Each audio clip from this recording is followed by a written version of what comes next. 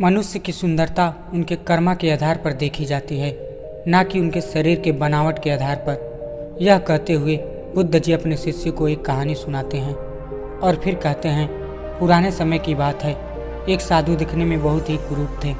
वह एक दिन बैठे थे और आईना लेकर अपने चेहरे को देख रहे थे। तभी उनका एक शिष्य वहाँ आया और साधु को आईना देखते हुए उसको बड़ा अजीब सा लगा। वह कुछ बोला नहीं, सिर्फ मुस्कुराने लगा।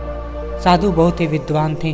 वह शिष्य की मुस्कुराहट को देखकर सब समझ गए कि वह क्यों हंस रहा है, क्योंकि शिष्य तो इसी कारण हंस रहा था कि गुरु तो कितना कुरूप हैं, फिर भी यह आईना देख रहे हैं। और फिर कुछ देर बाद साधु बोले, मैं तुम्हारे मुस्कुराने का मतलब समझ रहा हूँ। शायद तुम्हारे मन में यही चल रहा है कि मुझ जैसा कुरूप आदमी आईना क्यों देख रहा है।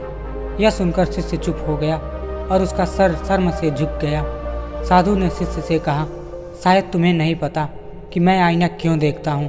तब शिष्य बोला, नहीं। साधु बोले, मैं कुरूप हूँ, इसलिए रोज आईना देखता हूँ। आईना देखकर मुझे अपनी कुरूपता का ज्ञान हो जाता है।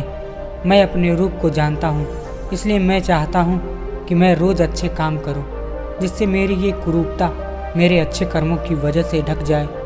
शिष्य को यह बात बहुत अच्छा लगा, परंतु उसने गुरुजी से एक प्रश्न पूछा। तब तो गुरुजी इस तर्क के अनुसार सुंदर लोगों को आईना नहीं देखना चाहिए।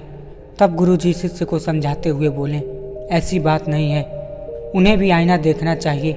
उन्हें आईना इसलिए देखना चाहिए कि उन्हें इस बात का ज्ञान रहे कि वे कितने सुंदर दिखते हैं, कि वे जितने सुंदर दिखते हैं वे उसी तरह का सुंदर काम करें। कहीं बुरे कर्म उनकी सुंदरता को ढक ना ले और अपने परिणाम स्वरूप उन्हें कुरूप ना बना दे। इतना सुनते ही शिष्य को गुरुजी के बात का रहस्य का पता चल गया और वह गुरुजी के आगे नतमस्तक हो गया। तो दोस्तों, इस कहानी से हमें यही सीख मिलती है कि सुंदरता मन और भावों से दिखती है, शरीर की सुंदरता से नहीं।